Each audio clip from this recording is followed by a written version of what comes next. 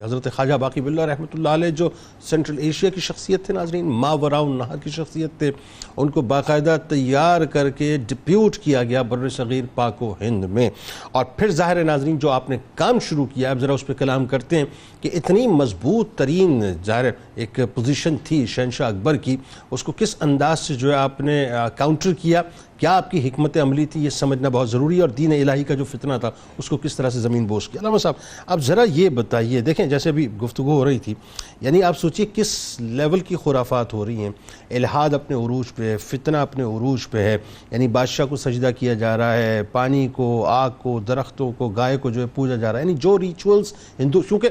ہندوؤں کی بڑی ڈومیننسی تھی اس کے دربار کے اندر، آپ کو پتہ ہے، اور وہ ایک مائنڈ سیٹ تھا جس کو یعنی معاذ اللہ داڑھی کو جو ہے منڈوا دیا جانا اور غسل جنابت نہ کیا جانا، یہ تمام چیزیں، یہ رسوم جو ہیں قائم تھیں۔ اچھا مجھے ایسا لگتا ہے حلال و حرام کے تصور کو ختم کر دینا، مجھے ایسا لگتا ہے کہ آج اس کی باقیات آج بھی جو ہے موجود ہیں، اس کے آفٹر شاکس جو ہم کہتے ہیں نا وہ آج بھی موجود ہیں، کہ مہندی مایوں اپٹن اس طرح کی جتنی بھی خرافات ہمارے یہاں ہو رہی ہیں، یا لادینیت جتنی بڑھتی جا رہی ہے، الحاد، اس کی بنیاد ظاہر بر صغیر میں اس نے رکھی، لیکن وہی بات کہ آج خدا کرے کوئی خواجہ باقی باللہ رحمۃ اللہ علیہ آئے، خدا کرے ایسا ہو، لیکن آپ بتائیے کہ کس طرح سے دین اکبری کے فتنے کو آپ نے زمین بوس کیا، اور جو عمرائے دربار کو آپ نے کس طرح سے کمیونیکیٹ کیا، کس طرح تیار کیا، پھر علماء کے طبقے کی جو صورتحال تھی وہ جو 4 حصوں میں بٹے ہوئے تھے، بتائیے کیا تھی؟ بسم اللہ الرحمن الرحیم۔ قبلہ مفتی مدنی رضا صاحب نے بڑی وضاحت اور صراحت کے ساتھ دین الہی کے ذریعے سے جو خرافات پیدا ہوئی اس کی جانب اشارہ کیا ہے۔ اصلاً جو اس کی لاجک تھی وہ لاجک یہ تھی کہ جناب کوئی بھی دین جب دنیا میں آتا ہے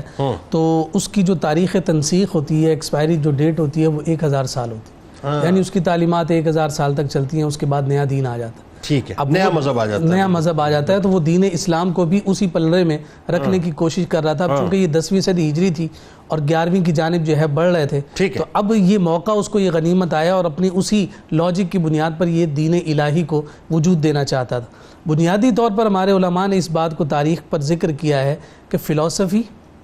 اور اس فلسفی کے ساتھ اس نے نیچر کو ڈسکس کیا، اور اس فلسفی اور نیچر پر ڈسکشن کا نتیجہ یہ نکلا کہ اس نے اللہ اور نبیوں کا انکار کیا، جس کی بنیاد پر الحاد نے پروان چڑھی، اور وہ الحاد کا یہ سارا کا سارا کھیل ہمارے سامنے آیا۔ کوئی بندہ تنہا کچھ نہیں کرتا، بلکہ اس کے ساتھ کچھ حواری ملتے ہیں اور اسے سبق پڑھانے والے ہوتے ہیں، جس میں 2 بڑے نام ہمیں نظر آتے ہیں، ابو الفضل اور فیضی، یہ دونوں جو ہے دونوں فتنہ پرور اور مختلف قسم کے مشورے دینا اور اس کے ذریعے سے اس کی سلطنت کے باقی رہنے کے اسباب اسے مہیا کرنا۔ بنیادی طور پر جیسے وہ لوگوں کے جو ہے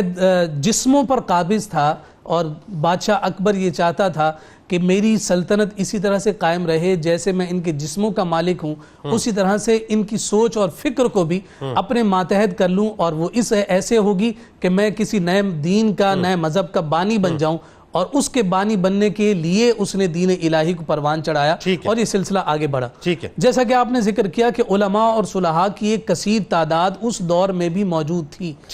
بڑے بڑے نام ہمیں نظر آتے ہیں کہ اس دور میں یہ علماء اور صلحاء موجود تھے، لیکن چونکہ اس کی طاقت اتنی زیادہ تھی کہ کوئی اس کے سامنے رکنے کو اور ٹھہرنے کو آمادہ نہیں تھا، کوئی تیار نہیں تھا۔ اب آپ یہاں دیکھیے کہ ہمیں شیخ امان پتی کے مریدین نظر آتے ہیں کہ جو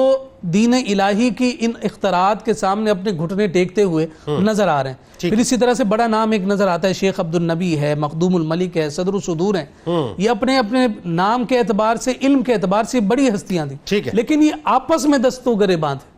یعنی علمی اعتبار سے ایک دوسرے سے حسد کی وجہ سے یہ ایک دوسرے کے ساتھ چپکلش میں لگے ہوئے تھے، اور دوسری جانب جو ہے اس نے آگرہ کو اکبر آباد بنا دیا تھا، اور کوئی بھی اس کے خلاف بات کرنے کو آمادہ یعنی ایک علماء کا طبقہ وہ تھا جو آپس کی چپکلش میں لگا ہوا تھا، دوسرا طبقہ ہمیں وہ نظر آیا کہ جو سامنے ٹک نہ سکا اور اس کی ہاں میں ہاں ملانے پر مجبور ہو گیا، جو بھی اس درباری علماء تھے، وہ جو بھی اس کے اسباب یا جو بھی وجوہات۔ بالکل صحیح۔ اب پھر یہاں پر جو ہمیں خواجہ باقی باللہ شیخ فنا فی اللہ حضرت رضی الدین رحمۃ اللہ تعالی علیہ کا جو کردار حقیقی طور پر نظر آتا ہے وہ یہ ہے کہ آپ نے براہ راست دین اکبری کو ہٹ نہیں کیا،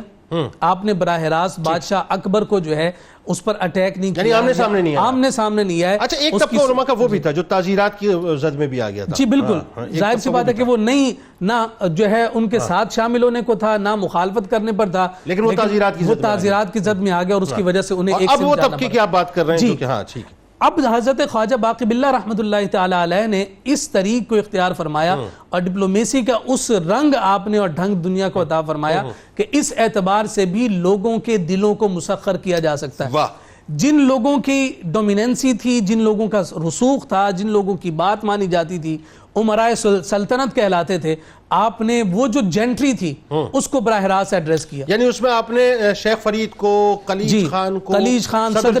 صدر جہاں، یہ جو بڑے بڑے نام تھے، یہ سلاطین تھے، اس کے دربار میں موجود رہتے تھے، ان کی ذہنی اپروچ کو پہنچ کر ان کی تبلیغ کا سلسلہ قائم کیا اور انہیں اپنا ہم جو ہے خیال بنانے کے لیے آپ نے محنت اور کوشش کی. اور سب سے پہلا کام اور آپ کی جو کامیابی یہ تھی کہ اسی دین الہی کے بانی بادشاہ اکبر کے دربار میں ہی اس کے خلاف بات جب ہونے لگی تو یہ پہلی کامیابی تھی جو حضرت شیخ فنا فی اللہ خواجہ باقی باللہ رحمۃ اللہ تعالی علیہ کے اس انداز کے ذریعے سے ہوئی. یعنی آپ کا کہنا یہ ہے کہ دربار کے جتنے لوگ تھے جو انفلوئنشل تھے، سب سے پہلے آپ نے ان کو کیٹر کیا کسی طرح سے. اس میں مجھے ایک بات اور یاد آ گئی کہ حسام الدولہ جو داماد تھا ابو الفضل کا، اور وہ گورنر تھا لاہور کا، اور اس وقت آپ گورنر میں موجود تھے، اور تاریخ بتاتی ہے کہ تقریباً میرا خیال ہے 12-15 برس جو ہے شہنشاہ اکبر نے لاہور میں گزارے. تو وہ بڑا کسمسا رہا تھا کہ میرا داماد تو ان کی طرف چلا گیا ہے، لوٹا دو میرا داماد. تو وہ بات ہے کہ پھر اس کا کیا نتیجہ ہوا تھا؟ اس کا سرور بھی قلم ہو گیا تھا. یہاں تک کہ سر قلم ہو گیا، لیکن اس نے ظاہری سی بات ہے کہ جب ہاتھ اچھا ڈل جائے، پڑ جائے، تو پھر اس کے بعد نکلنا بڑا مشکل ہو جاتا ہے. میں یہاں یہ بات بھی ضرور عرض کرنا چاہوں گا کہ صرف یہ کام نہیں کیا کہ امرائے سلطنت کو اپنے ہاتھ میں لیا،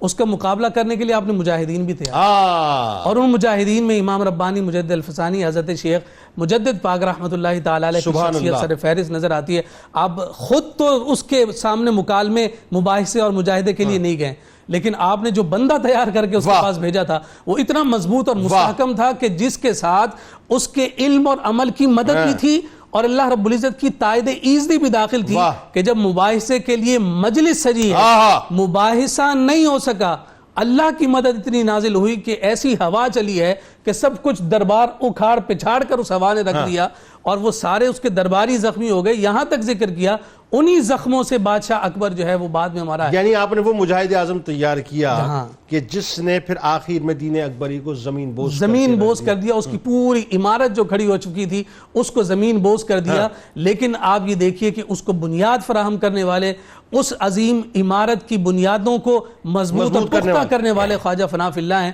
اور شیخ محقق شیخ عبدالحق محدث دہلوی اگر ان کا نام علیہ کا نام نہ لیا جائے تو یہ بھی جو ہے حق ادا نہیں ہوگا کہ شیخ محقق شیخ عبدالحق محدث دہلوی رحمۃ اللہ تعالی علیہ کو آپ نے اس انداز میں جو ہے تیار فرمایا کہ ایک سمت آپ کو مجاہد امام ربانی نظر آئے گا اور دوسری سمت آپ کو ایک مدرس شیخ محقق نظر آئے گا، اور دونوں نے اپنی سوچ، اپنی فکر کے اعتبار سے جو بادشاہ اکبر چاہتا تھا کہ لوگوں کے ذہنوں کو اپنا غلام کرے، ان دونوں ہستیوں نے آگے بڑھ کر اس کی اس کوشش کو جو ہے وہ مات دی ہے. اور وہ غلامی جو ذہنی اور فکری طور پر اللہ اور اس کے رسول کی ہونی چاہیے تھی، ان دونوں ہستیوں نے دوبارہ وہ تعلق قائم. اچھا، آپ کو ایک مزے کی بات بتاؤں،